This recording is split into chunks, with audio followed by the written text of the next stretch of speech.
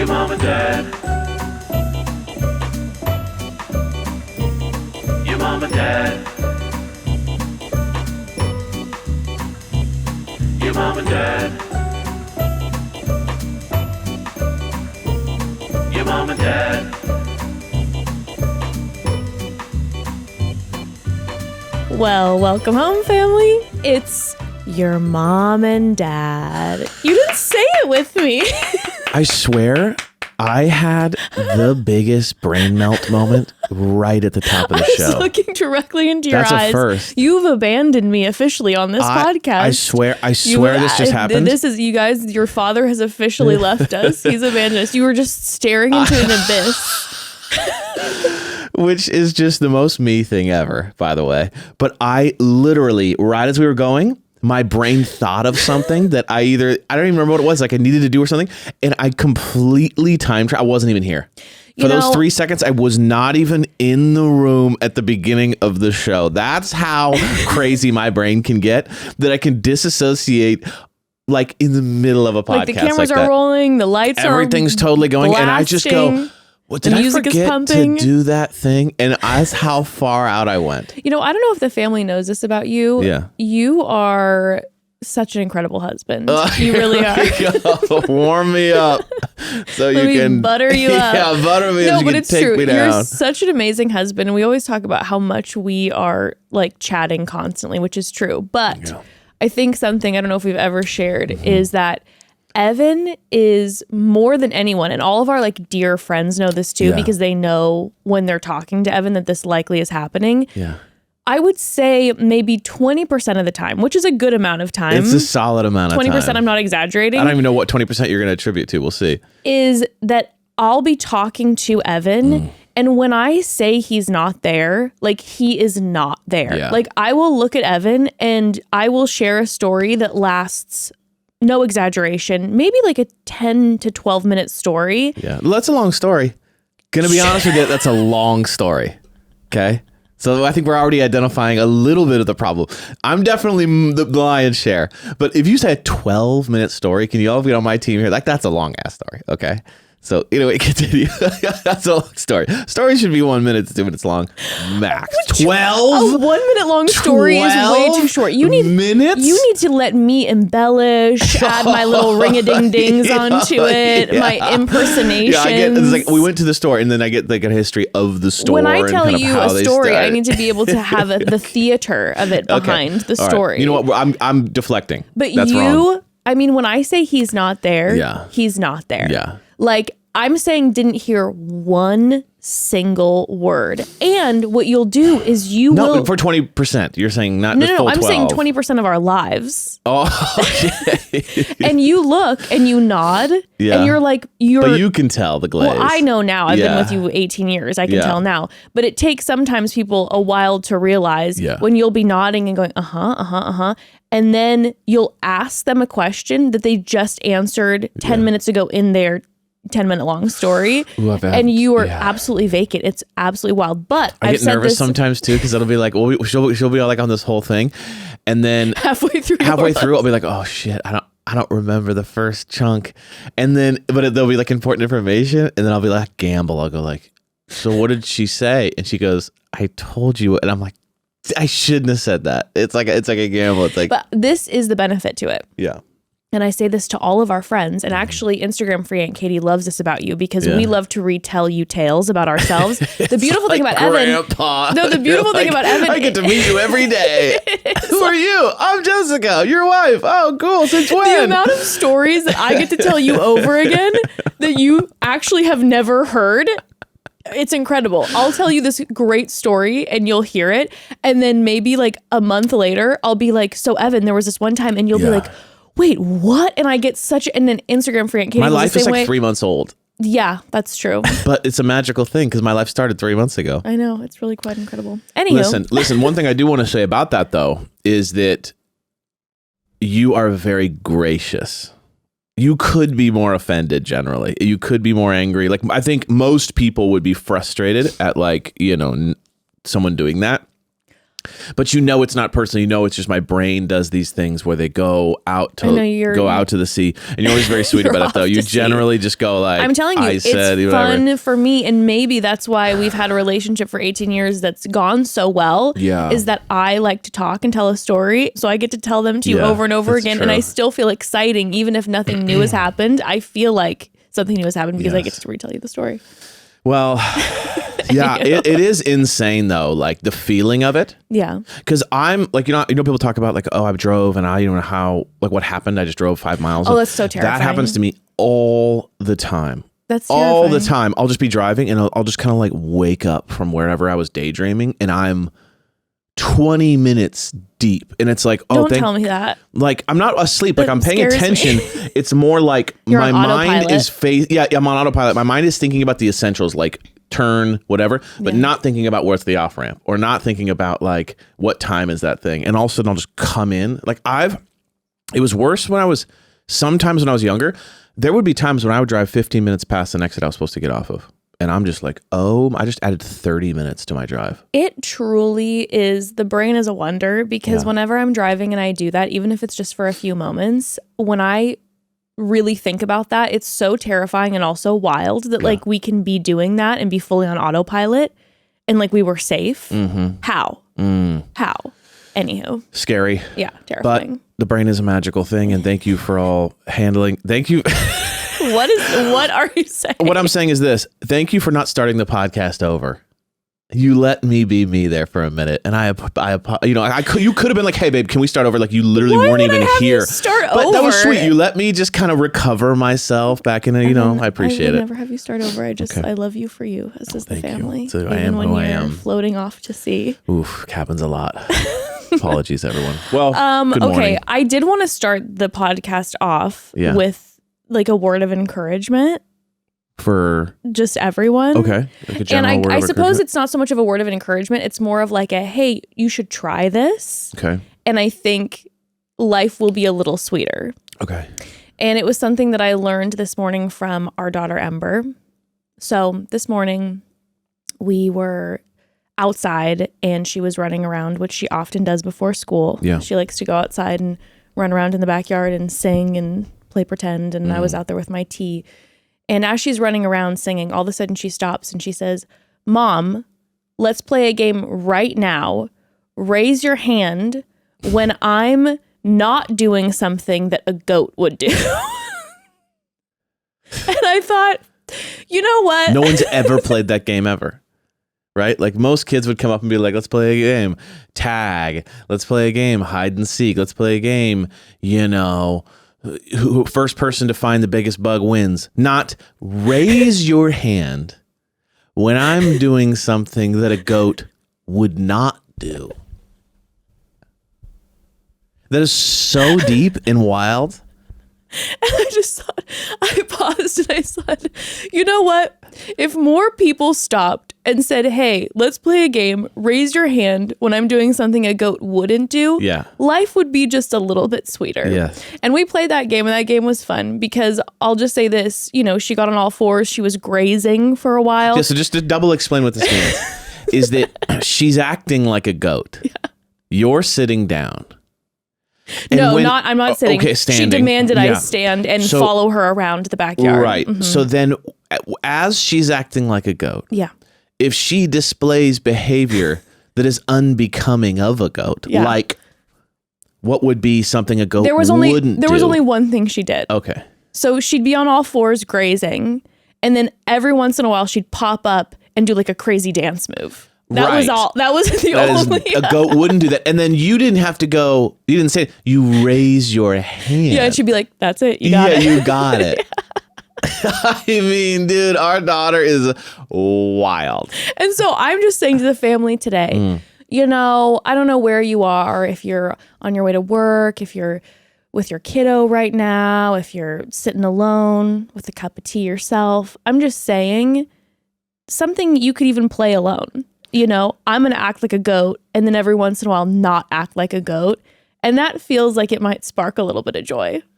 I couldn't agree more. And it's so weird and it's so out there that And that's the thing too, is as like adults, as we get older, we can really start to kind of judge. Well, games have to qualify. Is it a good game? Yeah. But like the whole point of being childlike is not to have it be all prepped and precision, and it's just like silly fun. Listen, the thing about our daughter, which is so inspiring to me always, is that she does not play by any set of rules except her own.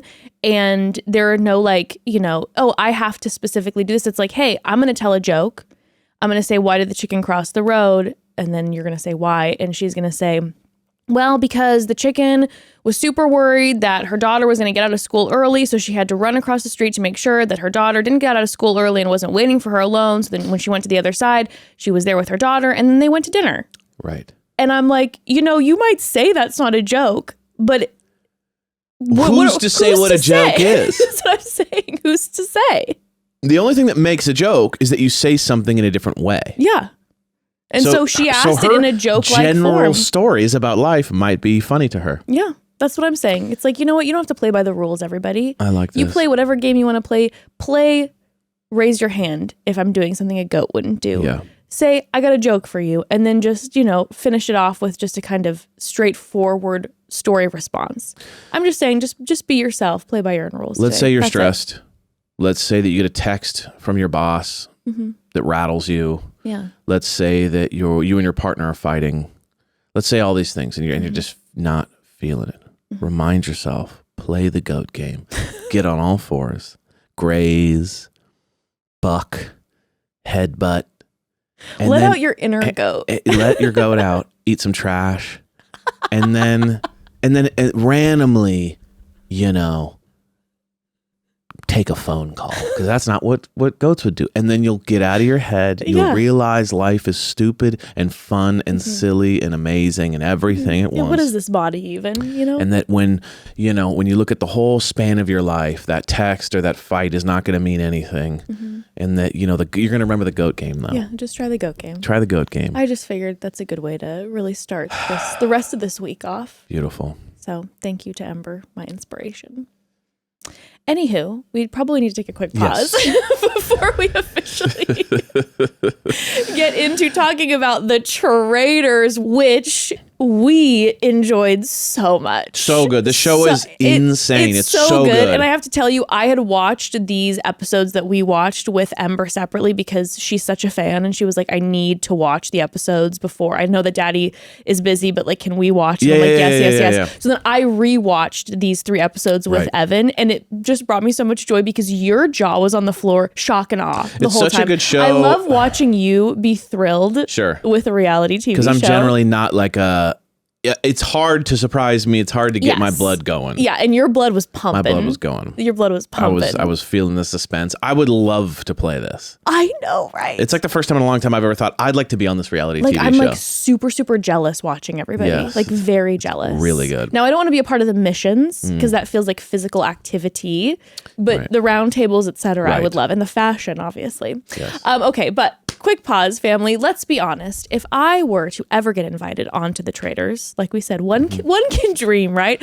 I'll be calling up Pilot Pete for tips because he's got those reality TV tips. He's got so many tips. We'll talk about Pilot Pete. But family, I have some parenting and caretaking tips for you. Pilot Pete has the reality TV tips. I got the parenting tips, and it involves vitamins for the kiddos. I'm not sure about your experience, but when it comes to a kid's daily multivitamin in our house, my child either thinks it's disgusting, it tastes gross, or it's quote unquote a vitamin that's not made out of good stuff. It's practically just candy. That is why my tip is try Haya's Essential Kid Vitamins. It's what we started doing a few months ago, and since then, Ember literally wakes up and asks to take these vitamins. It is a parent win. Blessings. Thank you, Haya. Yes. Like Jess mentioned, typical children's vitamins are basically candy in disguised, filled with 2 teaspoons of sugar, unhealthy chemicals, and other junk. That's why Haya was created. The pediatrician-approved, super-powered, chewable vitamin. Haya is made with 0 sugar and 0 gummy junk, yet it tastes great and is perfect for picky eaters. Formulated with the help of nutritional experts, Haya is pressed with a blend of 12 organic fruits and veggies, then supercharged with 15 essential vitamins and minerals to help support immunity, energy, brain function, mood, concentration, teeth, bones, and more. And it's non-GMO, vegan, dairy-free, allergy-free, gelatin-free, nut-free, and everything else you can imagine. Haya is designed for kids 2 and up and sent straight to your door, so parents have one less thing to worry about. You get this cool bottle too with your first order, and then they send you eco-friendly refills every month. And oh my gosh, Haya is just the coolest. They think of absolutely everything. They send stickers to decorate the bottle with that first bottle. And Ember was obsessed. She loved being able to personalize her own bottle of vitamins. I felt like it made her more excited to even just take the vitamins in general because it was her own personalized thing now. And by the way, I also recommend checking out their new kids probiotic and nighttime essentials. We've worked out a special deal with Haya for their best-selling children's vitamin. Receive 50% off your first order. To claim this deal, you must go to hayahealth.com/mom-and-dad. This deal is not available on their regular website. Go to hayahealth.com/mom-and-dad. That's mom, A-N-D, dad. And get your kids the full body nourishment they need to grow into healthy adults. Okay, today we are going over episodes 5, 6, and 7 of Traitor Season 2. We were going to go over 3 or 4 episodes, but we decided to do 3 now because when we were doing the numbers, we realized just like with the chunks, we want to be able to do our the finale and reunion in one episode. Yeah. So our next Traitors episode, we're also going to do cover 3 episodes, and then the final one, we get to do the final 2. Just to do the finale and reunion together. Yep. I feel like that's fun. Love it. I like that energy. And we love that. That was just our call. So today we're doing 5, 6, and 7. And right out the gate, the first thing that I need to say is that Pilot Pete, he's a genius. He's a genius. Pilot Pete is a literal genius. Yeah, because he's not. Find the IQ scores. The man is he has become the king of traitors. Like, we all know that it takes just some mental trapeze to be on The Bachelor and Bachelorette. Yes. And this just truly proves it. It proves it more than even in a simple way.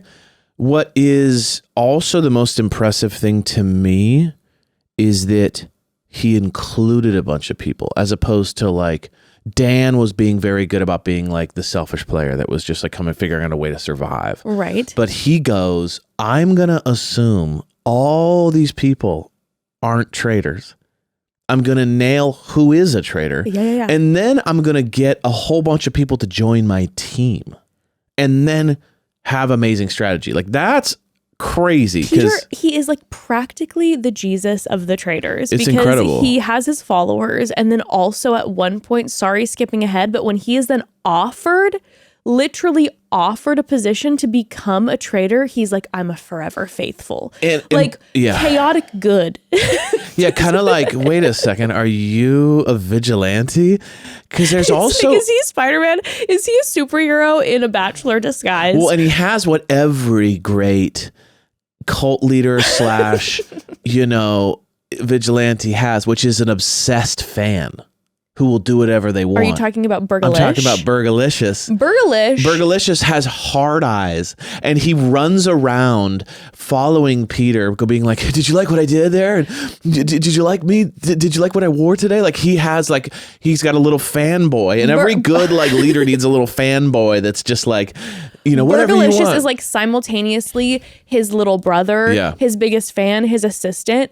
Burgalish is truly the right-hand man. Yes. He is like the LeFou. Is it LeFou to his Gaston? Even though they're good players in this game. Yeah. But Batman, but Robin to his Batman. That's probably a more relevant one. Yeah, you're like going deep into like doing Disney lore. Yeah. But what I'm saying is that also Jet Setting Jack, aka Pilot Pete's actual brother, needs to watch his back. Because Burgalish is going to slip into the Weber family like that. Yes. Like, I'm sure. Now, I haven't done any looking up or research of any of the players since we started the Traitors, because I feel like if I look it up because it's done, it's going to ruin something and I'm going to find out something. But I just know in my bones that Burgalish has become 100% a part of the Weber family. Like, he is adopted by them. He now does all the holidays, the Christmases, all of this with the Webers. Yes. Like, and Jet Setting Jack is like being kicked to the curb. See, I disagree. Burgalish is I disagree taking entirely. What? Because I think what's going to happen is after the show, Burgalish is going to be like, dude, can I? And he just doesn't even respond. How dare you think that about Pilot Pete? Yes. I think that's just the reality. You know what I mean? Every cult leader uses their people to create the reality, and then the second it's over, they're like left in some island being like, wait, where are you? And the guy's like, oh, I flew to New York. Like, I have bigger hope I don't think for Pilot Pete. I feel like Peter doesn't love hanging with Bergie. He loves that Bergie worships him. That's the reality. I'm sorry to break it to you. But you're breaking Bergie's heart as you speak. Bergie texts and they're like, sorry, this number is no longer connected. Like, it's, you know, Peter is sending him fake, you know, when you email and then they're like, sorry, I'm out of the office. Peter is sending him auto replies on his text messages that say, sorry, I'm no longer available. This number's been disconnected. This number has been disconnected. Please do not contact me anymore at this number. You know what? Even if Peter is no longer speaking to Burgalish, I feel like what Peter gave Burgalish was truly a gift because you see the confidence rising in Bergie. Like when he confidence rises. Sorry. Is that a line that Bane actually says? He says, something rises. Yeah, I don't remember what it was, but anyway. Something rises. Well, I think that it has really helped Bergie's confidence because you see Bergie, who at first was beet red when asked one question at the very top of this game, to now being so vocal during the roundtables, saying, like, telling Dan to his face, like, yeah, I'm going to vote for you. Yeah. And then when Bergie doesn't actually get offed when they think they offed him, the Traitors, and he walks in like a damn king. Bergie, I feel like, has a new lease on life, and I feel like Bergie is probably out there absolutely slaying the game. Yes. And so even if Pilot Pete no longer speaks to Bergie, I feel like it has given Bergie positive. Yeah, it's kind of like you walk away from the experience with what it gave you, which was just a new lease on life and a kind of a new confidence that he didn't have before. He got some wins through Peter. And I think before that, he was always like, I don't know. And everyone's like, Bergie, you know, Bergie could never be a traitor because he's so bumbling fool. And it's like, you know, he goes, no. I got this power now through my leader, Pete. But also remember the graveyard mission. Bergie crushed. Yes. So he is now, Pilot Pete has essentially given Bergie the confidence that he should be having. Yes. He's really inspired that for Bergie. So I do feel like I would be interested to see Bergie come back for Traitor season 3 without Pilot Pete. And see how he does alone. I feel like he would attempt to play a Peter role and it would just come crashing down. Couldn't agree more. I think, but Bergie just has to remember that, you know, you're in the pocket. Don't get too big for your britches. He's going to start, like, if Pete gets let go, it's going to be, I got this, and, you know, I'm in control now. And then all of a sudden, Bergie's going to get humbled, and it's like, no, what you're good at. What if episode 8 Bergie just becomes like an absolute tyrant? Like he just becomes the most aggressive. Because he wants to get rid of his leader. You know what I mean? So he'll all of a sudden become like, we got to get Pete out of here because he's actually taking my shine. I didn't even think about the fact that what if Bergie turns on Peter? Exactly, because you know these things. You know, Padawans get a little big. I mean, look at Darth Vader. The whole story is about Darth Vader, you know, getting a little too big for his britches. Love a Star Wars reference. So, anyway. I do think that it would have been an interesting move if Parvati and Phaedra would have requested Bergie to become a traitor. I don't know if he would have been able to pull it off. I feel like he might have just walked into breakfast the next morning and been like, I'm a traitor, guys. Yeah. Just put it all out there. But I do think if they would have gotten someone else on the inside, not Peter, I don't know, something to consider. I like it. But all in all, Peter is so incredible in this game. Like, I couldn't even believe it. The game, when he came up with that game, we'll talk about with like the bird, during the bird calling situation to figure out who the traitors are. His instincts right off the gate, like he was like, it's Parvati and Dan, at least I know this. Yeah. And he's right. Yeah, that was weird. I mean, I get it. It's kind of like from our perspective, it can feel a little obvious, but like when you're in it and no one else can get it, And then he's nailing it. He's got some perception abilities that are pretty incredible. I'm telling you, it's a window into the power of what it takes to be on The Bachelor, The Bachelorette. Yeah, There's a right. psychological piece there that they become so strong through. I have to believe it. I completely agree. You know what I mean? Because they were even saying there was a moment when Parvati was like, you know, something about how Peter's used to getting wooed by all these women, but like we can't woo him. Yeah. He was like unbreakable. Right. You know, and it's like you wonder if he's built that endurance because of Bachelor producers. Let's be real. Where he's like, you're not gonna fool me. You're not gonna pull over any trickery on me. I've gone through the deepest, darkest hell of trickery. I will say dating 30 people at once is a mind game that is probably extremely brutal. Yeah. And so when you know what I mean? So then kind of trying to find out who's lying is a lot easier than like, you know, trying to emotionally connect to 30 people and figure out who's there for the right reasons and who's a good person. And like all that emotional trauma absolutely prepares you for something like this. I'm just absolutely, I've just been tickled by it because I knew from the gate, like we could see that he was a decent player, but just see him like rise and become the king, the Jesus of the traitors. I almost feel like I don't know Peter, but I felt like proud watching, like as a Bachelor connoisseur. I was kind of like we churned out some real winners. Look what we made. Yeah, right. That's true. A bit of our creation. Yeah, it's all because of us, Peter. Now, I will tell you this. Speaking of our daughter earlier, our daughter, Peter, I'm so sorry. Please don't take this personally. Our daughter can't stand Peter. What do you think that is? She has like a vitriol response to him, and she wants nothing more than for Peter to get cut. Because Ember is like a fangirl of Phaedra and Parvati. So the moment that Peter was like, Parvati, Ember was like, get him out now. Yeah. So the moment that she saw Peter talking to Parvati, and then even when then Trishelle was like, I think it may be Phaedra, Ember was like, oh, hell no. And she literally like woke up the other day after we watched this and she was like, that Peter's gotta go. Like, oh my God. Yeah. And I think she's also really our child because we love the bad guys in movies. It's so fun to watch the bad, because you know the bad guy's going to lose. Yeah. Every time, but you kind of wish they get away with it. You know, you wish that like the bad guy in the Marvel movie, the bad guy in the Batman movie, you're always kind of like, ooh, I wish they could kind of get away with it because they're so fun and interesting. And I think she kind of has that same thing, which is like, ooh, the traitors are fun and conniving and interesting. I fancy to think it's because, you know, we do love an actor. And I feel like when you watch any movie, the really fun role is the villain. The good guy. The good guys are always the most boring. When I did theater, it was always like, please give me give me the villain role. The villain role you can play with, it's so much fun. Yes. And so I think for Ember, you know, as she is such a fan of acting, that she is like the idea of playing a traitor and having to like put on a ruse is so exciting. But she also is just like obsessed with Parvati and Phaedra. Yeah. From the get, she's like their biggest fans. Them, I think if she saw them IRL, she would absolutely lose it.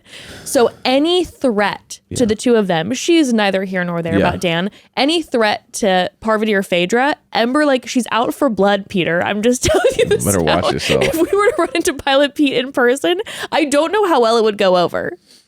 She is not a fan. She is not a fan. She's not. But anywho, okay. Let's get into this. So we left off starting then episode 5.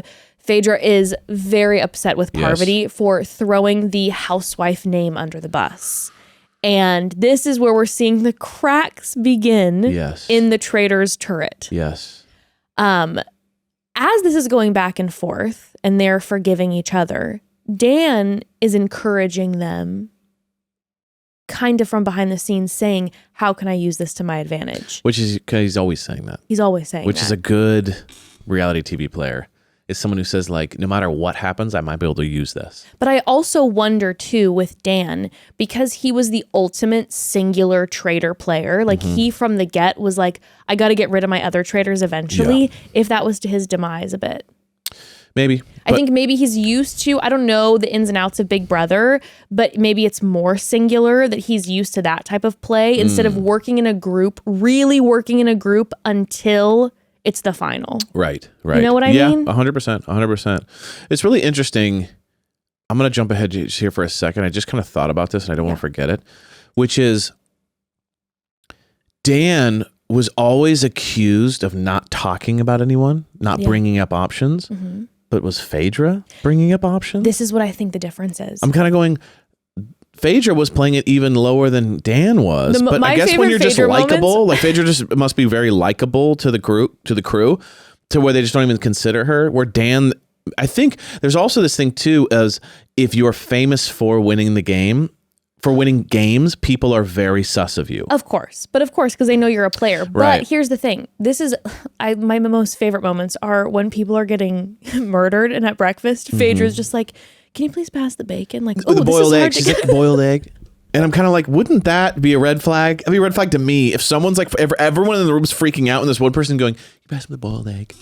I'd be like, that person's way too chill. They're definitely. But like, I think Phaedra is such a character that it's like, it's so likable that you just brush it off. You're like, oh, Phaedra's a character. She's a character, and she doesn't really care about anything. That's kind of the energy. No, she's just playing like, it up, and we all see she plays it up for the camera. What will we do? She's like, I'm out for blood now. I'm ready for her to just look at the camera and be like, and that. Like she needs a tagline. Phaedra already has taglines. She's given us Burgalicious, and she's given us Peter's Pals. She started calling Peter's Pals. Phaedra, she's branding.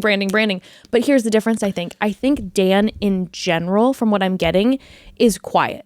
Yeah. So it seems like he hasn't really developed friendships and he hasn't been chit-chatting with the group, because they mentioned at one round table where they're like, hey, you never talk game. Yeah. But Phaedra does. Yeah. Phaedra is, she's out hanging out. She's having besties a good time with everybody. Yeah. She's having her moments with everyone. And then she's also in the conversations when they are talking game, and she'll go, oh yeah. Yeah, 100% do that. Yeah, she always goes, yeah. So she's like hype womaning up certain people, where it feels like a team, and Dan feels like a lone He's wolf. always sus. He's always just kind of like not doing anything. Okay, you always see him wandering around the castle alone. Yeah. Sexy. It is sexy. It's very sexy. But it's not I don't good find for Dan reality. specifically sexy, but wandering around a castle alone, sexy. It is sexy to wander around a castle. You would absolutely, if we visited if we visited a castle, you would absolutely walk around it alone, just like imagining how sexy it is. Oh, babes, I would have a faux fur on that was touching the floor, and I would be wandering that castle alone day and night. You'd be calling for people that don't exist. Listen, I'd have one of those little bowls that you keep a candle in and wander around. Yeah, like, babe, it's like just, very, and like, I just walk in and Beast. flick the light on, and you'd be like, oh God, what is this technology from the future? All right. I'm just saying, it's something to think about when you are playing this game. Like, play it sexy. And wandering around the castle, if you're going to get kicked out, okay, wander around the castle alone, play it sexy for the viewers. Phaedra, Dan, play it sexy. Yeah, and Parvati plays it sexy too. Parvati She's always does like, too. She's always like this. Just her like face. She pouts. Yeah. Peter is just playing it like flag football. It's very cut and dry, not sexy at all, just very straightforward. No, but you know what he's giving? But he's giving us superhero. Yeah, because superheroes are never sexy. Minus Batman. Batman plays it sexy, but he's kind of like a superhero and kind of not. You kind of like, like Superman, not sexy, just like, don't do that bad thing, Mr. Bad Guy. You know what I mean? Like, that's a little Peter's giving a little more Superman energy. Yeah, and Spider-Man is very much more like tortured soul. Spider-Man? Oh, Spider-Man isn't. No, sorry. No, Spider-Man, I don't feel like gives off sexy. Exactly, nerdy. Either. Nerdy, yeah. Okay, all right. So I feel like we're really getting what we deserve. That's true. In this season. I think that's why it's so good. Anyway, let's take another quick pause before we dive more into this. Oh, it's just so good. Okay, family. Obviously, I love my Phaedra. I love my Parvati. I love the Peter of it all. But my favorite character in this show is Alan Cummings' dog, Lala. I love Lala. She's gorge. You know, it makes me love Alan even more, somehow even more, just knowing that he needed his pup by his side during filming, because you know we are dog people, okay? We get starstruck by dogs. We've talked about this before, and we adore our pups so much. Ashley and Arthur, they are our loves, and it's amazing that dogs know everything about us. Like Ashley and Arthur both, when I'm not feeling well, they immediately puppy pile on me. They'll cuddle up for hours. Well, if they know about us, shouldn't I know everything about them? That is why we are so excited to be partnering up with Embark. We love Embark. We actually used Embark to find out more about Ashley right after we adopted her. And now we just sent in our Embark breed and health test for Arthur to find out more about him. We're so excited. We'd like to thank embarkvet.com for supporting your mom and dad. Go to embarkvet.com to get free shipping and save $50 on the breed plus health test with promo code MOMDAD. I'm telling you all, the joy that an Embark dog DNA test can give you or a loved one by strengthening your bond with your dog and getting to know them better is amazing. It made us get to know Ashley better, and I just love it so much. Yes, that's so cute. Our babies. Yes. And Embark's dog DNA test allows you to do just that. Pup parents can learn more about their dog with the most accurate dog DNA test on the market, such as their dog's breed mix, their genetic health risks. It screens for more than 250 plus, and you can find and connect with other dogs who share your dog's DNA with the world's first canine relative finder. That's awesome. I'm absolutely obsessed with that. Like, find us the relatives. Yes. Like, that is so emotional. Like, that makes me want to cry, okay? Like I said, we used the Embark breed and health test for Ashley after we adopted her, and it was amazing. We found out that she is almost 40% Chihuahua, and then coming in next is Poodle, and then miniature Pinscher. Like, look at our baby. Look at our baby. It was so exciting to get to know her more since we rescued her and didn't know her from birth. And also, the health portion of the test was so important. It showed us some potential health risks that she may have. So we were able to take those to the vet and address everything. We're so grateful for Embark, and we cannot wait to report back and let you all know more about Arthur soon as we get his DNA test back. People are always asking what breed he is, and we have no idea. So we can't wait to find out. And it's so easy with Embark too. You swab, you send back, boom, results. Get the dog DNA test that is trusted by millions. Right now, Embark has a limited time offer on their breed and health test for our listeners. Go to embarkvet.com to get free shipping and save $50 with promo code MOMDAD. Visit embarkvet.com and use promo code MOMDAD to save $50 today. Find out more about your babies. I can't wait. I'm so excited. I'm so excited.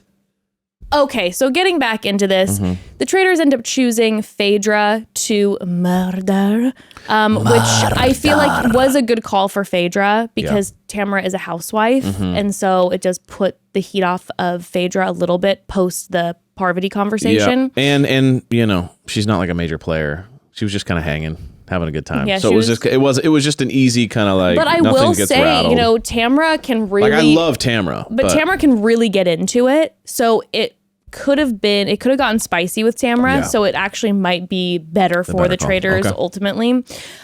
So then when they're at breakfast the next morning and they find out that Tamara is gone, that's when we hear Peter saying, he's like, there's gotta be a guy among the traitors. I think it's Dan. And he then says that he suspects CT, Parvati, and Dan. Okay. Yes. And Dan is he's just not giving anybody anything at this point. And that's where Dan, I feel like, is really starting. He's obviously a tremendous game player, but that's like, I feel like the one little nugget that's missing. Yeah. You would have thought by now he would have kind of started to throw some names out. I know. Just to kind of just copy someone. Like literally just go, okay, what is this? What is Janelle doing? Okay, just like literally call out the same people, like whatever. Just like pick. Well, he does that last minute at the round table. He always does the round table, but it's like by then it doesn't matter. It doesn't matter. And then he calls out the same people who call him out. It's like he needs to just kind of pick a couple positions that are kind of harmless and easy. Call it a day. But Janelle says that he plays possum every time on Big Brother, which is right. So he always plays like dead Frozen, and then at the very end swoops in and takes everything. But we even heard Dan say, he's like, I've done these seasons of Big Brother, and it's not even close to as hard as Traitors is. Yeah, makes sense. So, okay, they have then their bird call mission, which obviously I loved. That was very funny, actually. I was just thinking, I was like, you guys. Yeah, you would kill it. We get it. You'd be like, The crow mother. Yeah, that's true. Not You only- know your kids. Not only would I show up for the birds, I would show out for the birds. Like I would go so hardcore in the fashion for the You would bird. have showed up in a bird costume Well, a full energy. crow mother costume. Yeah. Like my Everyone's wardrobe like, stylist. why is she talking about Mother of the Crows? Like, I don't know, kind of like a while, like last summer, she just kind of made up that she was the crow mother. And so now she's like really into it. It's like, oh, cool. That's cool. And They're then, but you're first like, of all- welcome to my game. And everybody's like, oh, They're God. like, first of all, we don't know who this bitch is because she's not famous. She's not on a show. I Jeez. think she has like a podcast or something. Okay, cool. Nice to meet you. And then she's like, I'm the crow mother. But it's like, okay, this is. The only problem that I feel like I might run into Yeah. is that any time that I'd have to do a bird call, would just sound like a crow. it would just be a caw, caw, Right. And they're like, it like it definitely would wasn't just that. come out as a caw. And you just did that little impression and you liked it and you were kind of like stoked on it and you were hoping Yeah, that, because I thought it was pretty good. Yeah.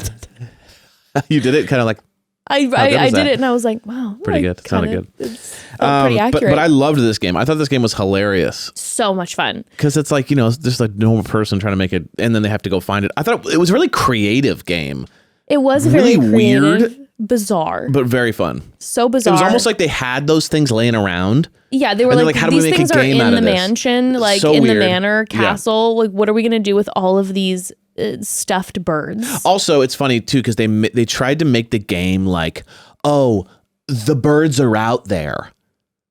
You know what I mean? But clearly what was going on is they had matching ones and then the guy in the bushes pressed the button, made the sound, and they had to do it back to the other. You know what I'm saying? So they had to make it sound like, oh, there's the different breed of bird is in each area of the woods. And when they call, the bird just magically does it. Like that was a little ridiculous. It's like, oh, they have 15 different types of bird within 80 feet of each other. It was like, okay, we get it. There's a guy in the bushes pressing the button. Maybe it's a wildlife sanctuary Yeah, out there, sure, Evan. sure. You don't know where the castle is exactly located, is what I'm saying. But no, I loved that game. Everyone was making me laugh so hard. Yeah. Specifically, Bergie and Trishelle, with what they were wearing and everything about them, also outdoing the bird calls. Yeah. They absolutely very much give me Land's End catalog energy. And I was like, these people...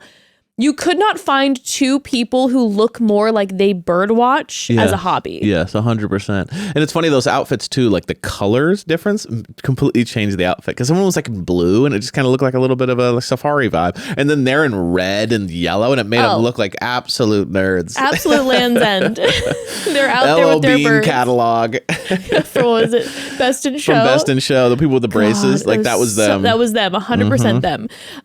But they end up crushing that game. Yeah. They get the really are. shields. They're in their element and they end up getting the shields. Now, this is when Peter Comes up with starts strategy. to become the king of this show. When he says, Janelle, we need to come up with a strategy. Let's not tell anyone who gets the shields. And then I'm going to plant something. So we find out that Trishelle and Bergie get the shields. And then Peter, when Alan Cumming says, okay, you guys won the game, who gets the shields, Janelle says, we don't care to say. So now the traitors are feeling nervous. They don't know who has the shields or not. And then Peter starts to plant rumors in who he suspects ears, CT, Parvati, and Dan, saying, Janelle and I got the shields. So he says, if they end up choosing someone who does have the shield, then we know it's got to be one of them because I'm planting things in their ears. Yes. True genius. True genius. Would have never thought of this ever. No, it was like a deep concept. It was a deep concept. You know what I mean? It deserved a full playboard. Like it deserved markers all over boards and strings and the fact attached. that it worked was wild to me, and I have thoughts on why that was wild to me. Yeah. We can get into that in a second. Sure. But that was when I was like, damn. And then Peter, he's going and telling Dan, he's telling Parvati, he's telling CT. And then we get back to the mansion and we hear that, MJ ends up telling Dan that Janelle is gunning for him. Right, but this is the issue. Yes. The issue is that Pete had this brilliant plan. Brilliant. Janelle got jealous, in my opinion, of the fact that he came up with the plan. What? Hear me out. I think she got too excited about the plan. He got too excited, but then also tried to kind of make it her. Like she came back and she's like, we have a plan, guys. It's like, no, Pete came up with a plan. Sure. And then instead of just leaning back and letting Pete do the plan, she then starts going around telling everybody about the plan. And it's kind of like, well, hold on a second. What you're doing is you're not keeping this plan isolated and insular. Yeah. What you're doing is you're exposing too many people to the plan. The idea is that Pete is going to go around and tell the 3 people that they have it. So that what should have happened is that only Pete, Janelle, Bergie, and Trishelle should have known the plan. 4 people. But then Janelle's going around telling MJ, telling everybody. So then all the people who aren't kind of in on the plan, doing the plan, are then suspicious of, well, am I going to get caught up on this? And then they start going telling CT, start telling everybody. The whole thing falls apart, kind of, almost, because Janelle was way overexcited about telling everyone about this. Janelle, I think, unfortunately, in this episode, really swung for the fences in certain ways that I think was the led to her demise, ultimately. 100%. Ultimately, because we end up then having the round table, which... We get a new player, by the way. Yeah. We get Kate, who's from Below Deck, who was on season 1 of Traitors. Now, I haven't watched season 1 of Traitors yet, which I will be watching now. Trust and believe. Yeah. But I'm getting the vibe she was a great player. Okay. She gives off the energy of a great player. She's real calm. She's calm, cool, and collected. Hilarious, by the way. Yes. Who's killing me with her ITMs. And even later on, in the last episode that we watched, episode 7, Parvati makes a comment about how she would be a good traitor, et cetera, et cetera. So she's a player, but we find out she's going to be a faithful. She gets her letter from Alan. So she's now in the round table. That's the big shock. But immediately, once the round table starts, Kevin comes for Janelle. Kevin's like, I know it's Janelle. And the second that he starts coming for her, Janelle is like, no, I know who the traitors are. It's Dan, CT, and Sandra. And that's when I looked at you and I go, oh no. That was a wild move. You gotta just do what you have to do one at a time. Well, it was just such a crazy thing. Like, everyone had agreed Dan, right? Yes. Like, Pete was like, I'm pretty convinced that Dan and Parvati are in on it. And then CT, I can't decide who's the most, but I feel like Dan is. CT was like, he was thinking CT, but he even said during this round, I'm almost 100% you're not, but you're on my watch list. So he made it clear right away throughout the whole episode, Dan was the guy we're going after. That's the almost 100% person. And then she throws out the other 2. And I'm going, you know what you just did, right?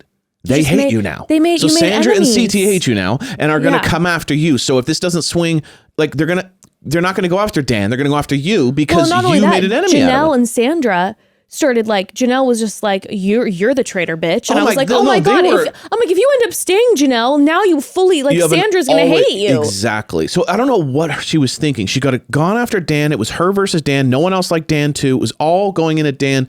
Now you put it was the crazy, like the only reason Dan survived that round. Only reason Dan survived that round is because Janelle got too excited and started fast and loose. It was crazy. It was wild to me because it really felt like it came out of nowhere. It was just too much like a shot out of a cannon. And immediately then you're like, well, now you're not going to have CT and Sandra voting in favor of Dan. They're going to vote against you, Janelle, because you're now coming for them and they're going to need to get you out because they're actually faithful. Surprise, surprise. And then Dan perfectly brought up the whole like, well, love you, but the last 3 people who went home, you were a real pusher for, and they were wrong. So I don't know if we should believe anything she says. And everyone's kind of like, yeah, you're right. And Dan's like, well, she's my friend from Big Brother. Oh, that was so good. I think I've been blinded by our friendship. Was incredible. And then they go back and forth for a second. And he then has a moment where he's annoyed and he turns and he does this eye roll where he like finally says something about her. And he's like, well, that's just why I think she's the traitor. And he does this eye roll that was Emmy nominated. Yeah, it was so that good. was an Emmy nominated eye roll. Yeah. It was gorgeous. I was like, he might make mistakes in this game, but there are some moments where I'm like, damn, Dan. Damn, Daniel. Damn, Daniel. You're crushing this crushed shit. Crushed it. But I mean, we all knew he was going to go. Like the heat was too hot. It was too hot. Unless something happened, he was able to pull something out like crazy. But he suspended for a moment his demise. Because then Janelle ended up taking the heat. Yeah. Now in this, Bergie was the one going, hey, Janelle creates a lot of chaos. And I think the traitors like that. That's why she's still here. So of course we have Bergie voting against Dan.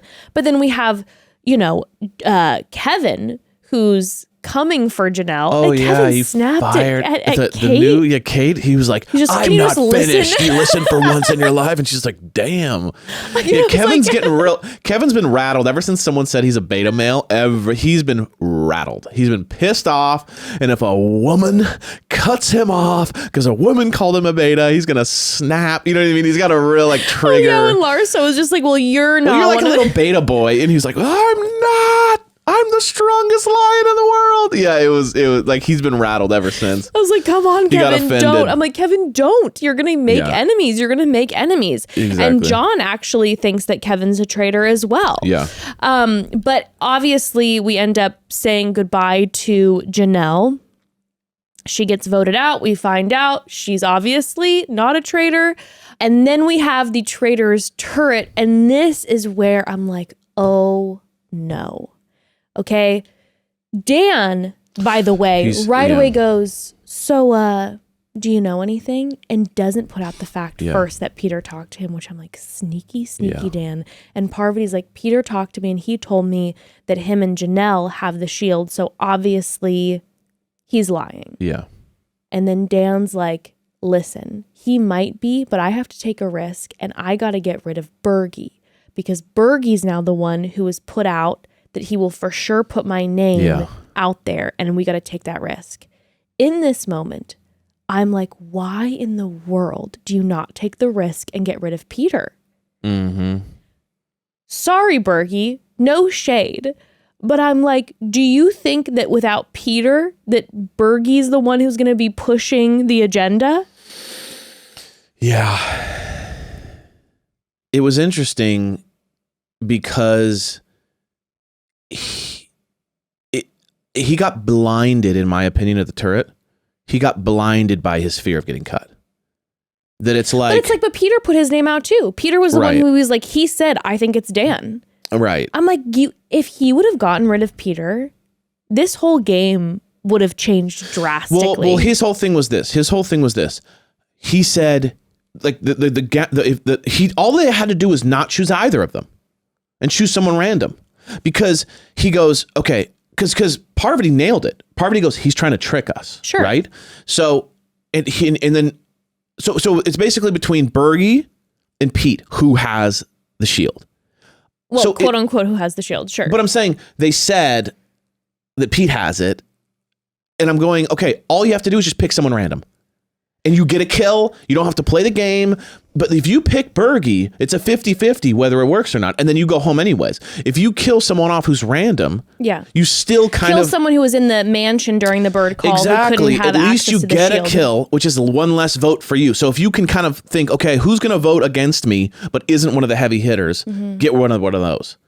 And then it's over. Instead, you put it all on the line for Bergie, who's just a guaranteed vote against you. They 100% should have gotten rid of John if they wanted to not be risky. Because John was always voting with in Pete. the mansion, and he was always voting with Pete. But you know that he doesn't have the shield for sure because he was up in the mansion. But I'm saying Dan was like, I need to take a risk. I need it to protect myself. And I'm saying, if you're like, I need to take a risk, it baffles me that the risk wasn't Peter. I'm like, you know that Peter is the one who's the one putting things in your ear in the first place. So you know he's game playing right now. So if you're going to take a risk and potentially that person has a shield, I'd rather take the risk for Peter versus getting rid of Bergie. I couldn't agree more. And you can manipulate Bergie till the sun comes up. And they both agreed that Peter was lying to them. That's what I'm saying. So he definitely doesn't have the shield. That's what I'm saying. So for me, I'm like, listen, if he would have gotten rid of Peter and Bergie would have been left out alone in the morning, cold and alone, Dan could have come in and been like, my Bergalish. Could have manipulated him. My Bergalish, I'm so sorry you're alone. I swear to you, it wasn't me. I have someone else in mind. Like, let me. Dan could have become the leaders of the Peter Pals. Dan or Parvati or Phaedra even, but Dan and Parvati with their energy. Could have taken him over. 100%. Yeah. You 100% could have gotten Bergie. I don't think Trishelle, he could have gotten. No. But Bergie, he could have made his new, little brother. His new little brother. Yeah. Exactly. That's what I'm saying. It blows my mind. But Dan was obsessed with wanting to get rid of Bergie. And in that moment, they're like, and Phaedra's like, oh, not my Burgalicious. Yeah. It's the same thing when she's like, not Ekin-Su. Not Ekin-Su. Not my Burgalicious. Yeah. But this is a moment where, and it's a moment that I took note of, and I've been taking note of it, and I continue to take note of it as these episodes continued. Phaedra in the turret, I think, always has the best instinct. Phaedra is always like, I don't know. But she just kind of lets them go for it. Yeah. Because it's like, hey, no skin off my back. It's going to look bad for you. Yeah. But I think Phaedra has the best instinct because she always kind of goes, because even then later when Parvati's like, hey, let's get Peter, Phaedra goes, I don't trust Peter. Yeah. I don't think we should do Peter. And she was right. Yeah. They could have gotten someone else. Yeah. If they would have gotten John, who they're all like, John is the faithful of the faithfuls, 100% John would have said yes to being a traitor. 100%. No questions asked. He would have loved to. Trishelle would have said yes to being a traitor. Yes. It's like I think everyone would have. But Phaedra knew. She was like, I don't know. So there's numerous times in this where Dan and Parvati are wanting to take these risks, and Phaedra's like, But she just kind of goes, all right, it's. Yeah, she's real chill about letting it go, which is interesting. Well, I think it's a tactic because if she's chill in the Traitor's turret, she can kind of slink by in the house and not put a target on her back. It'll be a Parvati versus Dan kind of vibe. Exactly. Yeah. Interesting. I think it's quite good. All right. One more quick pause, family, before we keep diving in. So if I was on this show, my most favorite thing to say, obviously, the first thing that I'd be packing in my suitcase, baby, is my Vegamore products. I cannot live without my Vegamore products. I love them so much. I'm telling you all, for years now, I won't go on a trip. I won't do a day without them because they changed my hair game for me. You all know this. Real change happens when you're consistent, and achieving the hair of your dreams is no exception. Thanks to Vegamore, sticking to my hair routine has never been easier, and you all know that I have been seeing the results for years, and I am so grateful to Vegamore. Yeah, Vegamore products are 100% cruelty-free and are never formulated with potentially harmful chemicals like parabens or hormones. I love all of Vegamore's products. Their shampoo and conditioner make it so easy to stick to that hair routine because it's just so simple, and their Grow Serum, wow, like I said, I use this Grow Serum daily. The results are amazing. It's a simple application, and also it doesn't make my hair greasy, which is huge. So I feel like I can use it every day, and I do. Their Grow Serum is so good. Vegamore sells one bottle of Grow Hair Serum every 15 seconds on their website. So that just speaks for itself, And having my monthly subscription of Grow Hair Serum, Vegamore makes it easy to stay consistent. When I sign up for a monthly subscription, I can get 1 bottle or 3 bottles sent. Plus, I save more and I never run low on the products I need to take care of my hair. For best results, use for a minimum of 3 months for visibly fuller, healthier, and thicker looking hair. Elevate your hair wellness routine this year with Vegamore. For a limited time, get 20% off your first subscription order by going to vegamore.com/momdad and use code MOMDAD at checkout. That's vegamor.com/momdad, code MOMDAD to save 20% on your first order. That's vegamor.com/momdad, code MOMDAD. Okay, so next then we have breakfast, and guess who walks in? It is Burgalicious himself. It is like a ghost has appeared. Yes. And specifically, Dan is shook to the core. Shooketh. That's probably the only time I really saw it on Dan's face where I was like, Dan, put a mask on immediately because we can tell. Yeah. We can all tell that you're tripping about it. And especially when you have Peter just staring at you like, how's he going to react? that was kind of iconic. He's just Peter staring just at was him. leaning forward and just looking at him like a god. And Bergie was like, this is my moment to shine. Like, he literally walked in with the biggest grin, like, I've done it. He's all red-faced. And he's just came in like yeah. a catwalk. It was like, yes, strut, It was Burgalish. so strut, funny. strut. And he was like, I did this. It's like, no, Bergie. No, just like Janelle thought it was all her. It's like, hey, guys, Pete came up with this. You guys are pawns in his game. Don't get it twisted. But that's when Peter then ends up telling everyone that he leaked that he had a shield. And now he's got his eyes. And he said, I said it to the people that I suspect. And so now heat is on. Yes. And we do see a moment where Peter talks to Phaedra and he asks if she got the info leaked to her at all. And she's like, no, never. I had no idea what's going on. She plays it great. And this is the beginning of when Peter and Parvati and then Peter and Dan start having conversations. This is when Peter becomes the kiss the ring. He becomes king. like the mafia boss. He and does they're like, be- tell me why I shouldn't throw you in the river. And the guy's like, well, boss, I've done a lot of jobs for you. And I take your kids to soccer, please. And he's like, I don't know. Peter says to Parvati, literally, give me something to work with. Yeah, he goes, you gotta literally. give me something to work with. And he's just like, let me tell you about a time. Like he literally was the mob boss going. He was giving. It was like he had captured them, and he was like, tell me a reason. Peter's like, you think you've seen our days? Let me tell you about my windmill experience. Windmill. There was a time where the stupid bitch Jessica kept calling it a windmill and everyone lost their shit. You think this is tough? Oh, you've never made love in a windmill. You think this man is small? Your rooms are tight. Like, what is he talking about? No, but it was funny. He literally like took a meeting with both of them. Basically, he let them know, your life is in my hands. Prove to me why you should still be alive. I mean, it was I've never seen it. It was crazy. Literally. I'll tell you what, I never got personally, sorry, Pete, the Pete craze with the women on the show where they're like, oh my God, Pilot Pete's the Bachelor. In that moment, I was like, I get it. The power move. He's the king now. And I was well, I get it now because now when he's just like, this is all on me. Like you have to basically bend a knee to me. Yes. Wowzers. Yes. Wowzers. Ember was raging while I was watching it with her. Pissed. Absolutely raging. There was a moment too where Dan tries to make a move, and that was another mob boss moment of Peter. When Dan's like, okay, here's the deal, Peter. Like, it's not me, but I just want to say, when you do get rid of me, I just don't want you to take it to heart and feel bad that it was me, even though I'm telling you, I just don't want you to take it to heart. Yeah. And Peter literally laughs and he goes, okay, Dan. He's like, I'm pretty confident that I'm good. See, Dan messed this up here. He had been playing a good game, but like he should have felt pressure early and released the valve a little bit. Yeah. Instead, he saved it all for the round table. I know. And I'm like, dude, by the time you're at the round table, you look like a wounded animal who's doing everything they can to get out of it. And so everyone's going to be listening to you, but like with half listening ears. Where if you would have done the whole even Phaedra thing early on and created problems, at least you'd have a fighting chance. Yeah.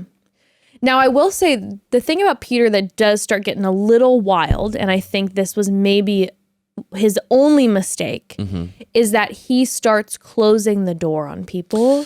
So literally anytime, like MJ's trying to walk into a conversation and he goes, sorry, 1 second, and closes the door and has one of his minions close the door. He really kind of became the mob boss. Like he really embodied it. You felt the power. He got a little power hungry. So I felt like I'm like, well, now you're turning people against you and people are going to think, which exactly they did. They're like, well, it's Peter's pals and then we're the leftovers. When it was the Sandra thing and then Sandra's feeling the heat and then, So then it's like, well, we're the leftovers. So now we have to figure out how to take care of ourselves. Yes. If he would have let a few people eke in, like let MJ in, because MJ's been very back and forth. She's reporting to Dan, but then voting against Dan. It's like she's kind of all over the place. Pete should have done one-on-one. He should have walked to each person and been like, yo, let me talk to you real quick. Here's what's going on. I know. Blah, blah, blah. Not the full But the whole city council. sit down, lock the door. Yeah, like you own the guy. I would have walked in and been like, what are you talking about? And we'd have been like, can you please leave? Like, no. Are you crazy? Let you guys have secret meetings? This is crazy. I literally refused and just sat there. And just sat there. Yeah. Be like, everybody in. But the fact that everyone's like, oh, sorry, no problem. They would have got up and moved, and then you got to get up and move and go into the next room and be like, I'm not leaving. It would have been better, though, if he would have had Bergie go get people to bring to him so that he never had. Like, that's the real Bob Boss thing, is you never do the dirty work. Yeah. It would have been better if he would go like, Bergie, go get those 3 people, bring them in. And Bergie's like, the boss wants to see By the you. way, Bergie is such a perfect, henchman's name. Bergie. Yeah, it's the least offensive, least terrifying name you could ever have is Bergie. It's Bergie. It's Bergie. But then they end up having the next mission, which is the launching of the Catapult, which I would have failed at miserably. Yeah. That looked way too heavy for me, where they have to collect the pieces to build a machine. This is when Peter's like, I need a shield desperately because I know I will get murdered during the next round. But he does not get a shield. Sheree gets the shield. Yeah. And then when they get back to the mansion, this is again where his meetings continue. Yeah. And he's having these conversations alone with Parvati. And she's like, I think you might be the traitor. Yeah. And she starts twisting it on him. I think that Parvati, she was stuck in a situation because Peter's like convinced she's a traitor. Yeah. But I felt like she was doing the best moves she could in the situation by being like, well, you could be. You've got all these people around you. And I think it's really suspicious that like you've got this clique that you won't let anybody in. Yeah. I think that's suspicious. Yeah. But then when he talks to Dan, that's when Dan's like, I'm just asking for an open ear. Yeah. I've been watching someone and please, and he tells Trishelle too, like, please just be willing and open to hear me out at the round table. And that is when Dan comes for blood. Yeah. Dan gets to the round table and he has a speech prepared. Yes. And he's like, I've been watching someone from day one. I've been quiet this whole time because I've been observing. And he breaks down why. He's like, let's look around. Raise your hand if your name has been written down once. He goes, okay, here's the remainder, people. Not enough to convict someone. Let's look at everyone's voting patterns. Who are the weird voting patterns? And he points out Parvati Both the traitors, and Phaedra. Yeah. And I'm like, oh my God. Right. And I do feel like for him, this is his Hail Mary because he it was knows he's super going smart down. to go after the traitors. Yes. But where he messed up was going after Phaedra. Wild Because move. he thought in his mind that he was going to come out of left field so hard that everyone was going to be so shocked that they really were going to go, maybe it is Phaedra. He should have gone after Parvati. Parvati was already on the chopping block for multiple people, but not everyone. So he could have swayed people. He could have come up with some like reason why Parvati was sketchy. All this could have even made up a lie about her and be like, she told me this the other day. 100%. Like just gone all in on 100%. Parvati because Pete was already in on Parvati. Multiple people were already suspicious. No one was suspicious of Phaedra, and everybody likes Phaedra. Exactly. So you would have had to have the most damning evidence of all time, which you didn't, to take out Phaedra. That was your big mistake. You had a good idea going after the traitors as an option. Yes. But Parvati was your target and you missed that. I think if he would have gone after Parvati, he could have gotten her out. I really think that Peter, because Peter's eyeballs are dead set on Parvati, I think if he would have gone after Parvati, I think Peter could have convinced the rest of the round table to vote against Parvati. And then Sandra, I bet, would too, because Sandra and Parvati have history and there's beef there. So it's like, and unfortunately for him, Phaedra's also like a lawyer, and she cooked his ass, like absolutely cooked him, and just left him dead. Like, listen, like she didn't even have to say anything, and it sounded bad, but then she came out and started saying all these different things, and absolutely was confident and cooked his ass. And then he made to the point where he was going, yeah, good point. Yep, I don't have an answer for that. Yep, good point. And it's like, oh boy. Not a good look. The Phaedra barbecuing of Dan session was so iconic. Yeah. Like, I was on my feet. Ember and I were cheering. I love Phaedra so much. Yeah. She is such a good traitor. And her face, the second that he chose her and she was like in her eyes, she just like the squint started. Mm-hmm. And she was like, baby, I'm always extra. You're gonna use that. That's your big goal. Like just that I called him Burgalicious and stuff. It's like, dude, this is not. And then even she had Kate coming in who just showed up, and she's like, look at her. You're gonna say that she's being extra in her reactions. Do you see the faux fur? Right. Do you see the gorgeous makeup? Do you see the fits? Like, she is extra. Like, what are you talking about? Yeah. And it was the fatal mistake. It really was. And because of that, full landslide vote against Dan. Now, the one person, including, by the way, Parvati and Phaedra, voted against Dan. Yeah, of course. The one person who didn't vote for Dan was Peter, who in mob boss fashion goes, I know I'm going to die tonight, so I'm going to say Parvati to keep that name in your brains. Yes. So when I die, you know who it is. Exactly. It was like a perfect, it was perfect. gorgeous. Because it was like, yo, I know Dan's gone. Yeah, he's but out. Let's talk about, let me just throw Parvati in there so that we all remember. No, he literally said, when I die tonight, I want you to remember this name. Yeah, it was almost like a William Wallace. It was like you're fighting for something bigger than yourself. You know what I mean? It was like he's like throwing out. He's like, I want Parvati to go down even if I die. It's like, who cares at this point? Like if you're dead, there's no like honor. It was literally William Wallace. Like, let the fight go on. You know what I mean? He lives for the honor. Erect a statue of me. He lives for the honor. But the landslide vote is Dan. Dan announces he's a traitor. Everyone is thrilled because they have not gotten a traitor for weeks. Yeah. So many faithfuls have been murdered and banished.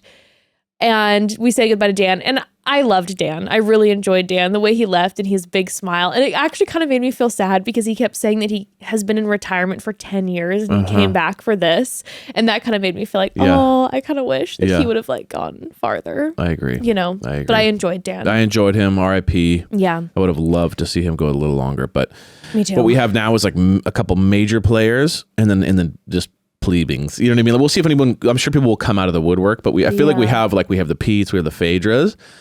But then other than that, we kind of have just a lot of people that are like, please don't cut me, please. You know what I mean? Like 100%. Now, Trishelle says in an ITM that she thinks after this whole situation that Phaedra is a traitor. Yeah. Because she's like, I think Dan knew that we needed blood. Yeah. And so he put He was someone's willing. name out, which is true. That is what he did. But the fact that she's figuring that out, I'm like, Trishelle, stop it. It's interesting. But then they have their traitors turret meeting, and now it's just Phaedra and Parvati. And I'll tell you what, if I would be one of the remaining traitors, I'd be sweating because the idea of being a lone traitor is terrifying to me. I'm like, I gotta do this shit by myself. Yes and no. It's interesting. I thought about that, and I'm like, I don't really think being alone is too scary. If anything, I would hate it. If anything, it means that the target, like the target is always on you. When you have another person, you know that there's someone else that the blame can fall on, or like that the eyes can go to. But if it's simply you, I'd be drenched. But the sus can always be like put on you because of the other person. So it's kind of like it's a double-edged sword a little bit. Yeah, I understand. You could kind of blend in with one person. I would just be so lonely. That's true. Just literally lonely. I'd be literally lonely, wandering the halls of the manor alone. Yes. Truly. But this is when, by the way, Phaedra's line, if I wasn't a Christian woman, I'd rip his heart out. Yeah, I like so that. Iconic. That's so funny. If I wasn't a Christian woman, I would rip his heart out. It's like, I love the drama so much. So dramatic. She's insanely hilarious. But then a huge twist to us, because we've never seen Traitor season 1. I guess this has happened before. At least that's what it seemed like. The players seemed to like recognize this, but I was like, gasp. Yeah. Gasp. They have the option to either murder someone or recruit someone. And the recruit can accept or refuse the request. But if they choose to recruit someone, they can't murder someone tonight. And they choose to recruit Peter. And like I said, that's when Phaedra was like, I don't trust Peter. And I think it would have gone much better for them if they tried to recruit someone else. Because I do think maybe Bergie, but Peter for sure would, I think, be the only person who would refuse. And Peter refuses. It was crazy to me because Phaedra never puts up a fight. You ever notice that? That's what I was just saying before. Yeah, never puts up a fight. And you'd think that there'd be certain times where it's like, fight, because you're going to end up getting screwed for this. And Peter turning it down was a shock because it was like a shock to the system. Yeah. But I felt like I saw it coming because there was this level of like, he's got so much power and momentum in his hands right now that if he switches sides, it'll then be like compromising possibly. And I don't know. I just feel a little bit like he has too much momentum. So if I was in the turret, I would have thought it's a risk. I think he can turn it down, and any risk of being turned down can hurt us. Yeah. We need to pick someone on the inside of his circle. Yeah. You know what I mean? Like someone close to him who can then kind of get us off. Because like even if we did get Peter and he said yes, then what? Peter's going to have to all of a sudden just change his whole personality against all of us? Well, that's like what Phaedra said, where Phaedra was like, I don't trust Peter. Exactly. Like, what if Peter fully betrays us? Like, we bring him in and he says he's a traitor. And if then I was... What Go if he ahead. tries to get both of us out and be the final traitor? Well, that was what I was going to say, is if I was Peter and I got recruited and I wanted to accept, I'd have to kill off Parvati. Yes. To continue, so that everyone is convinced I'm still a faithful. Well, because then you could Parvati- start doing work. But you couldn't the next day show up and be like, you know what, guys, I think Parvati is actually pretty cool. I don't think we should worry about that. used that. The next Exactly. morning after he refused, Parvati and Peter goes, oh, well, look, I'm still alive in here. I guess you're not a traitor, Parvati. And then Parvati continued to use that in the manner being like, hey, everybody, did you hear how Peter all of a sudden switched that up? Like, that sounds suspicious and like a traitor to me. Yes. So you would, you're right. He would have had to. He would have had to gone all the way and kill off Parvati. Yeah, and then to basically say, Phaedra, sorry I had to do it, but like it's the only way we could survive this thing. Honestly, Pilot Pete and Phaedra as That would the have been dynamic no options. traitor duo would have been unbelievable. Yeah, I will say this. I'm a little grossed out by the fact that he's just stayed. Because it's like, okay, Jesus complex. Like, it's fun to be a traitor. Stop with this, like, no, I'll be a traitor forever. And like, I mean, I'll be a faithful forever and I will never betray my own people. And it was like, okay.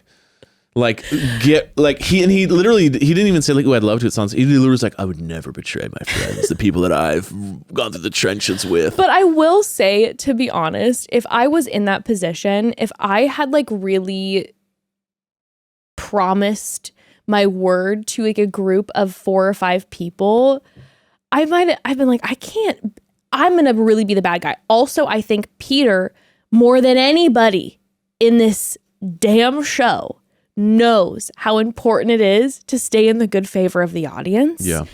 And I mean, he had it happen in his Bachelor season where he became the villain because of who he was choosing, going back on and whatever. It's like, I have to stay a faithful and remain faithful. And so hopefully then everyone will love me when I come out of the show. Yeah. He knows how audiences work. They say, whenever you talk to people from different shows, the Bravo people know this too. But the Bachelor audiences and the Bravo audiences can be brutal. Yeah. So it's like he knows what the fallout will be from the audience. I've even heard that about like actresses and actors in movies when they play like really bad people, that like they'll experience hate for a while. That's crazy. If an actress, if an actor and actress plays like a murderer or someone who like does horrible things in a movies, that like after people will be kind of pissed at them for a while. Because there's like this, people become so attached. So it makes sense if you were like a traitor that ruined something or wrecked someone, but that you could afterwards be like, he's a dick. And then Peter knows because specifically, I think it was, I heard Giannina and Blake on Dear Shandy talking about their relationship. And Giannina was like, I didn't know audience response until I started dating someone in Bachelor Nation. Yeah. She goes, I thought that it was intense with Love is Blind audience. She's like, Bachelor Nation is a whole different thing, different ball game. It's such an audience that's so involved, but then can also like really come for people. Yeah. So I think Peter probably knows that, and he does know that, and he felt that extremely. Yeah. So it's like, I gotta play the good guy. I can't all of a sudden become the traitor. Yeah. I bet he was like, no, there's no way. It's not worth the fallout afterwards, even though I would have loved to see it. Yeah, exactly. But anywho, so Peter says no. So they're literally left with, we can't murder anyone tonight. And Peter just said, no, we're screwed. So at breakfast, Parvati and Phaedra are like, is Peter going to say something? Yeah. Peter does not. And in fact, immediately the house knows there hasn't been a murder, so someone was recruited. Who is the person who got the letter last night? And no one says anything. And he says that he's not going to reveal it because he wants to maybe play on it later, which I think is very smart, very smart. But he says that he's going to tell essentially his pals, the Peter pals. And he ends up telling his crew, and he's like, listen, gang, you got to believe me. I was given a letter, but I pledge that I'm going to protect you guys. Which was interesting because I hadn't thought about the fact that turning it down could bite you. In the way of you then tell other people and then you have to convince them you're still a faithful. And I never thought about the fact that like, that could make you look even more suspicious. But they are literally his disciples because they're if not for we would never believe, we would never believe you would betray us, King Peter. Because literally they didn't bat an eye. Right. They were like, oh, we know you'd never betray us. And they were full-fledged. They were like, it would be wild if one of those people in that group was a traitor because everyone has such confidence in the other in that Peter's pals group. They said that someone was attempted to be recruited last night. Did they say that they turned him down or no? No. Right. So that leaves the So you're like, that's why Peter's like, I promise I refused it. Yeah. But you don't know. You don't know. You don't know. That's the thing. But then while this is happening, that's when they shout out MJ, and that's when the group, the leftovers, as Sandra referred to them, Sandra has her pool table. And then we see Sandra really at work. Now, I haven't watched Survivor, like I said, except for a few earlier seasons. I have not seen Sandra on Survivor, but seeing this pool table moment, gorgeous. I was like, I'm assuming this is what we see on Survivor. I love it. People in their element just gets my... Also, it really made me laugh how like she needed balls to like explain this very simple thing to everyone. Like it was like, hey guys, there's 7 of us, there's 5 of them. If they start, if they kill off one of us, it'll be really close. Instead, it was like, all right, guys, check this out. Here's 5 balls. I would need that to figure it 7 out. balls. If they kill off one, then it'll be 6-5, very close. Okay, so this is a way you can see. It was really funny. It was just like it killed me. How there was a whole production. I would need the visual. There was a whole production about guys. Follow me here. But when she was doing it, I swear to God, I get like turned on, not sexually, but like energetically, seeing people like do their thing. Get into it. It's like Peter doing his thing, watching Sandra, then like with the pool table being like, we're over here. I'm like, oh yeah. I just love that. It was like total so sales. It was so good. But they basically decide, they're like, we got to get rid of Peter because we're now the group that's going to we're going to start getting kicked off this show. Yes. We're the quote unquote leftovers. So the most faithful of the faithful are going to get rid of us. We got to get rid of Peter. Yeah. So they agree to vote for Peter. And then they end up having their, next mission, which is the deadly traps in the woods, which that was it was a little intense, like a little intense. The falling into the mud was intense, and then like the way that the net grabs them and hoists them into the air was like epic. Like it was not simple. It wasn't like the door closes behind you and you're trapped, which is kind of normal. It was like you're 10 feet in the air dangling like Chewbacca. You know what I mean? In the another Star Wars reference, dangling like the crew in the with the Ewoks. They all get caught up in the net. You know what I mean? It was like the exact same thing.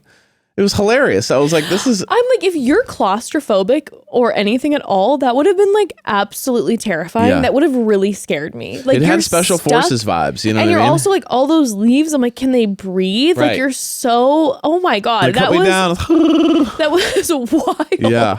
It was wild. I did love watching it though. As each person went, it was just like... It was awesome. And then I love how they almost expected it too, because they'd open the note and be like, failed. Then they like, some of the woman would be like, ah, and all of a sudden be like, boom, and take them up.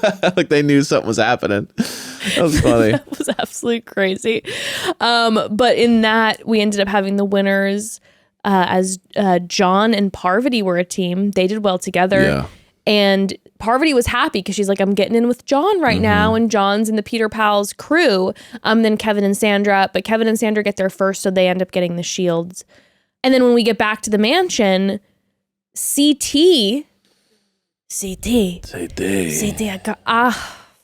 I love CT so much. He's amazing. You know I love him. Yeah, he's it's so like funny. that, like the East Coast. He's CT. He ends up telling Peter, he's like, listen, you're up for banishment. Yeah. Everybody's saying you're up for banishment. And Peter's like, who's saying that? He's like, this, neither here nor there. I'm not going to get into it. Just know you're up for banishment. Johnny Two Bags said it. You're up for banishment. And I'm just telling you that just so you know. You're going to be sleeping with the fishes. So Peter is shook though. Yeah.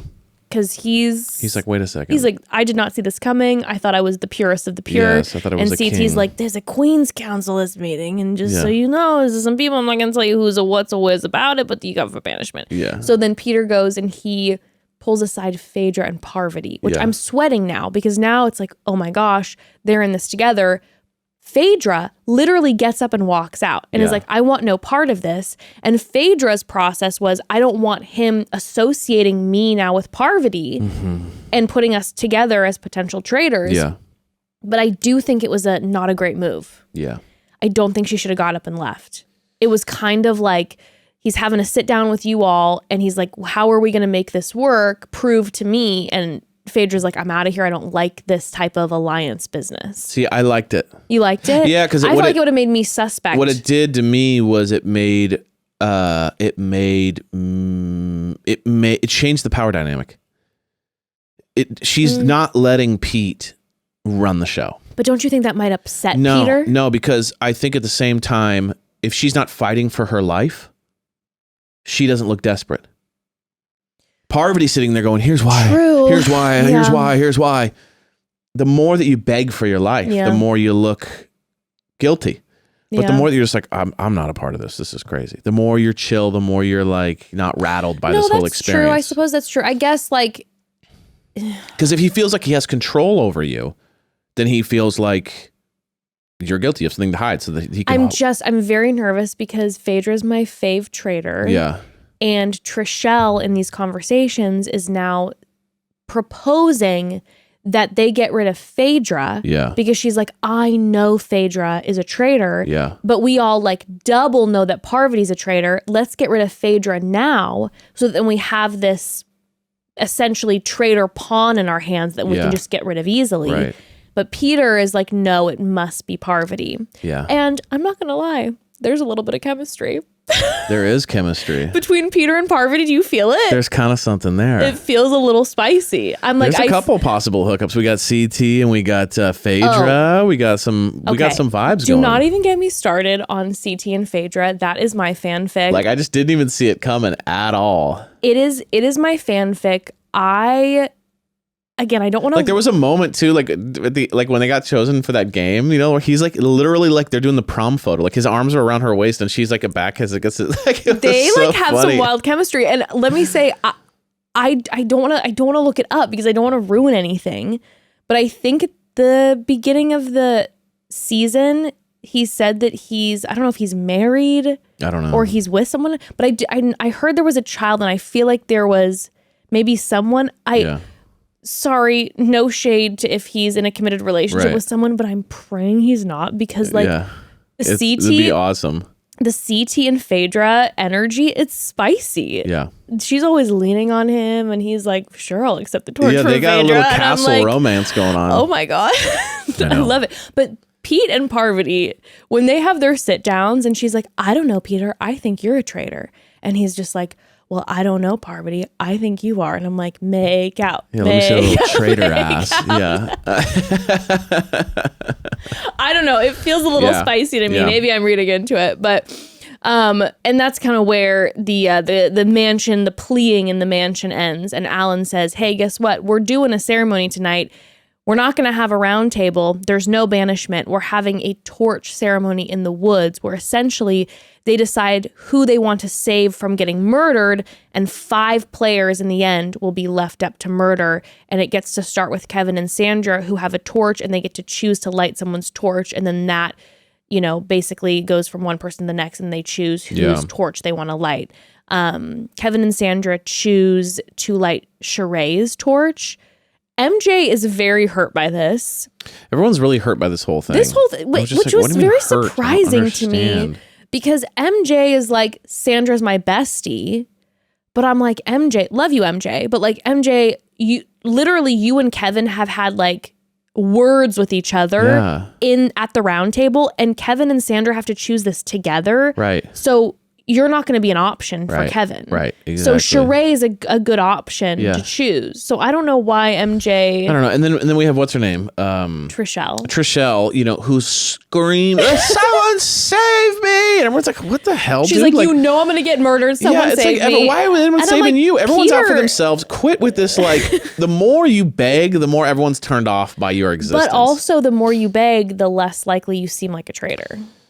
Sure, but it was just so annoying. I mean, I hate to say it was so annoying. Everyone's like, yeah, please sacrifice for me, help. It was like, can you stop with this personal thing? And then like CT doesn't choose her, and then like they have a conversation about it, and she's just like, how could you do this to me? Well, and it's like, first of all, do you guys hang out all the time? Okay, Do you guys here's like my take thing. your kids to the park together? Like I'm missing where Color this. me confused with the Trishelle CT situation, because at the beginning of this season, we find out that there is tension between CT and Trishelle because they don't get along. Right. So apparently they've had now conversations since where they've been like, truce. Right. And let's move forward together. That doesn't mean that you But I'm gonna go out on sorry. a limb. If I have a problem with somebody and we don't vibe together, but then we go, hey, you know what?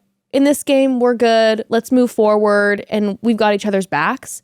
I am never going to expect the person who I used to have tension with to save me in the torch lighting ceremony. Like what? And then at one point, CT during the ITMs, when he finds out that Trishelle is mad, he's like, I would never put that on Trishelle in a game to like make a sacrifice for me. Yes. And CT's having to talk to Trishelle like Trishelle is his long-term relationship. Yeah, like and they're literally dating. It's now from what I'm aware of, like you guys didn't like each other a week and a half ago. So now I will say this. I think CT messed up by not giving it to her. Because really? But he gave it to John, who's still in Peter's pals. CT's not in Peter's pals, really. I know, but I'm saying he's giving it to someone in Peter's But what I'm pals. saying is I think that Trishelle is not as hardcore of a follower as John is. So by giving it to John, it's giving it to Peter. By giving it to Trishelle, there was an option she could have given it to someone else. Because you want to get rid of Peter if you're CT, because CT's been looked at by Peter. So you want to get rid of, you want Peter to have no shield. I think at this point, though, Peter's so that he can get been killed. Like, CT, you're not on my radar. But I guess he still, could go back to CT. You want to get rid of that guy because, so like he should have given it to someone who was not a Peter's pals. They should have done everything they could to keep it away from Peter's pals so that Peter was open to get killed. True. Now they're going into the road. CT gave it to John, and he's like, "I'm gonna give it to John because you know what he does for work, John." Exactly. And now he's can't be killed, and now the non-Peter's pals can get killed. So I don't know. That's my personal. No, I hear that. Well, eventually, once they light all the torches, the 5 that remain up for murder are Kate, Bergie, Trishelle, MJ, and Parvati. Mm-hmm. We see the CT and Trishelle conversation, which did it end? It ended kind of it like... was just like... It's okay, it's okay. Yeah, but it wasn't like hugs. It was like, fine. Which, you're right, could leave CT up for possible problems. CT needs all the friends he can get right now. Yeah. God, him saving John was just like pointless. It's like, they're not close. John doesn't have a friendship with him. I think so long as Phaedra is in the turret... Yeah. CT will not die. Yes. Because of the they're hooking up at the top of the castle. So like. But then we have it wrap with Phaedra and Parvati in the Traitors turret. Because again, there's no round table. They go straight to murder. Murder. And Phaedra tells Parvati, she's like, you need to stop acting like an ice princess. Mm-hmm. You need to soften your heart. And Parvati's like, okay. And you can tell the tension is growing. The tension's rising. And I would imagine for Phaedra too, there's a double pressure because it's like, Parvati, everyone's eyes are on you right now. Peter is gunning for you. And are you going to do what Dan did to me? And come after me, And come after me as the final, just pulling me down into the water with you. Mm-hmm. Now I'll say this. If I was them, we're left where we don't know. So episode 7 ends. So we don't know who they murder. So starting next episode, we'll find out who they choose. To me, it's a no question. No questions. If I was one of the traitors, I would choose Trishelle. I know Phaedra doesn't know that Trishelle is going and telling Peter's pals that Trishelle thinks it's Phaedra. But even if I didn't know that, I'm like, okay, who are our options? And in the Peter's pals crew, who is most powerful besides Peter? We can't choose Peter because Peter got his torch lit, so he can't get killed. Who else is powerful? We have the option to kill Kate, Bergie, Trishelle, MJ, or Parvati. Yeah, so you got to kill Trishelle. Trishelle is like, in the Peter's pals, is absolutely the second most game player. Yeah, like she might be Bergie as is much just, of a game player as whatever Peter's vote is 2.0. Yes. But Trishelle could bring in new ideas. Trishelle could latch onto the Phaedra thing. Trishelle is also a strong player. Like when you look in it, let's look at the past. Whoever Trishelle points out goes home too. She has a strong voice in that round table that I'd be like, number one, I'd be like, she's out because she took out Peppermint. And that is my wish till the end is how dare you come for Peppermint. But beyond that, I'd be like, Trishelle is the one who's got the power besides Peter, I believe, in this house. She influences a lot of people since day one. Agreed. I'd be like, she's got to go. I agree. So if they choose someone other than Trishelle, I feel like that was a mistake. Big time. Big time. I think Trishelle's gone. Yeah, it'll be interesting. I'm feeling like the fact that they didn't get a recruitment. Parvati's one episode away from getting cut. Yeah. Like, are we going to end up with Phaedra alone? And if they both get cut, do they just choose new people? How does that work? But also, think about this. So it seems like Parvati is going to get cut. Yes. Soon. Yes. Okay. But Trishelle has told Peter's pals that she's fully locked in on Phaedra. Right. That's what I'm saying. So what happens if like they guess both of them? Yeah, that's what I'm saying. So I wonder if they choose new people. I wonder if they do a game where they automatically, someone gets recruited.